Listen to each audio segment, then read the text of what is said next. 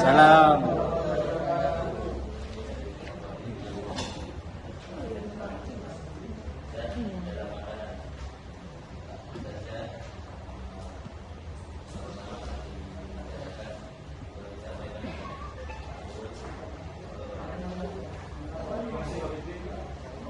Ekosistem dan pencemaran jenis zat dalam makanan. Jenis zat dalam makanan ada beberapa jenis bahan makanan yang bisa dihidangkan dapat dikelompokkan menjadi yang pertama bahan makanan pokok, yang kedua bahan makanan paru-paru, yang ketiga bahan makanan sayur, yang keempat bahan makanan buah. 4 sehat, 5 sempurna. Pengelompokan makanan dapat dikelompokkan berdasarkan slogan 4 sehat 5 sempurna yang sudah dikenal oleh kalangan masyarakat. Slogan ini mendidik masyarakat tentang cara sederhana dan mudah untuk menyusun menu seimbang menurut kemampuan dan selera masing-masing serta menyadarkan eratnya hubungan antara makanan dan kesehatan. 5 golongan kelompok makanan. Yang pertama adalah makanan pokok merupakan sumber zat tenaga energi. Yang kedua, lauk-lauk merupakan makanan sumber zat pembangun. Yang ketiga, sayuran merupakan bahan makanan sumber zat pengatur. Yang keempat, buah-buahan merupakan buah makanan sumber zat pengatur sayuran. Yang kelima, susu merupakan sumber zat pembangun dan pengatur. Berikutnya, di dalam makanan ada beberapa jenis zat yang terkandung, yaitu yang pertama ada karbohidrat. Karbohidrat yaitu senyawa yang terdiri atas unsur karbon, hidrogen, dan oksigen, dan merupakan sumber tenaga utama. Untuk mengetahui kadar karbohidrat di dalam bahan makanan dapat diuji dengan menggunakan larutan jerudat dalam KL. Kemudian yang kedua ada protein. Protein zat makanan penting untuk pertumbuhan, perkembangan, dan pengganti bagian sel tubuh yang rusak. Dan keberadaan protein dapat diuji dengan membakar bahan yang diuji, lalu menambahkan larutan tembaga sulfat. Berikutnya yaitu lemak. Lemak merupakan senyawa yang terdiri dari unsur karbon, hidrogen, dan oksigen dengan struktur yang berbeda dengan karbohidrat. Kemudian ada tambahan zat lain yaitu vitamin. Vitamin membantu menjaga fungsi tubuh, contohnya vitamin A untuk mata, vitamin C untuk daya tahan tubuh, dan vitamin D untuk kulit. Selanjutnya, yaitu uji karbohidrat.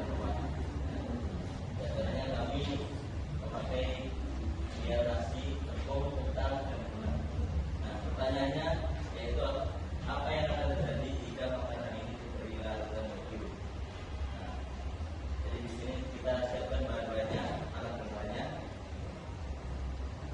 Antara yang pertama ada gambar yang pertama yaitu uji karbohidrat, yang kedua uji lemak.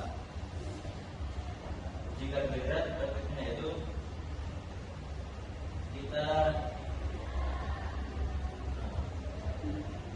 bahan tadi kita campurkan dengan helium. Lalu hasil pengamatannya yaitu yang pertama nasi. Nasi itu nanti berubah warnanya menjadi biru hitam, yang artinya itu mengandung debu. Yang kedua pisang berwarna kemerahan, artinya tidak mengandung debu. Yang ketiga kentang berwarna kehitaman, yang artinya mengandung debu. Yang keempat margarin berwarna kemerahan, artinya tidak mengandung debu. Gula pasir berwarna kemerahan, tidak mengandung debu. Biskuit berubah warna menjadi kebiruan atau kehitaman, mengandung debu.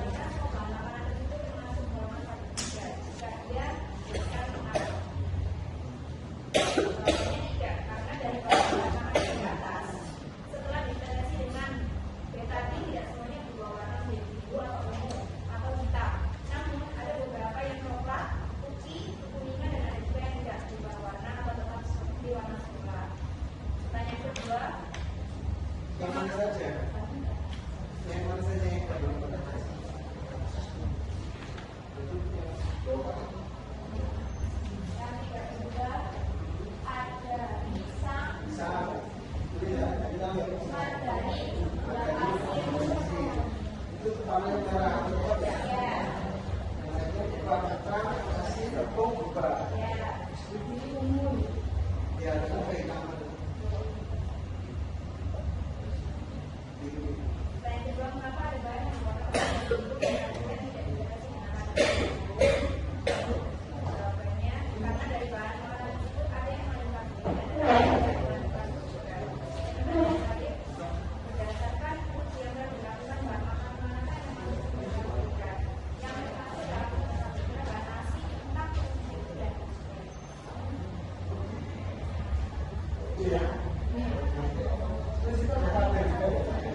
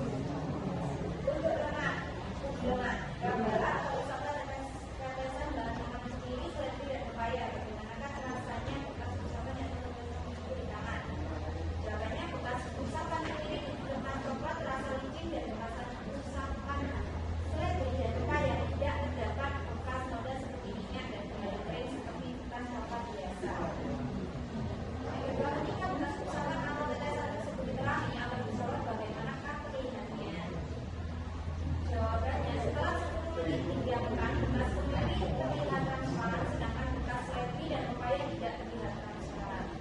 Terakhir, berdasarkan uji yang telah dilakukan, manakah bahan makanan yang menjadi sumber lemak? Yang menjadi sumber lemak adalah bahan makanan kemiri, margarin, kacang tanah, santan, dan minyak goreng. Dan yang bukan berlemak adalah wortel, seledri, minyak goreng, dan pepaya. Jadi jagung ini pepaya tidak ya. Karena cuma sendiri kacang margarin. Itu kertasnya dikeringkan dulu. Ya, seperti itu. Supaya kelihatan transparan warna. Kertasnya kertas apa? Kita coba pakai. Sabun itu ya. Tapi nanti jadi transparan ya, terus pandang lah. Transparan. Ya kan ya. Oke.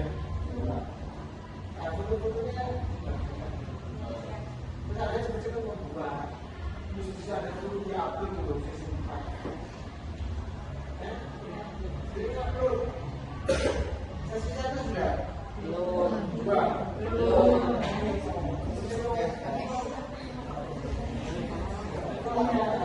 Bisa punya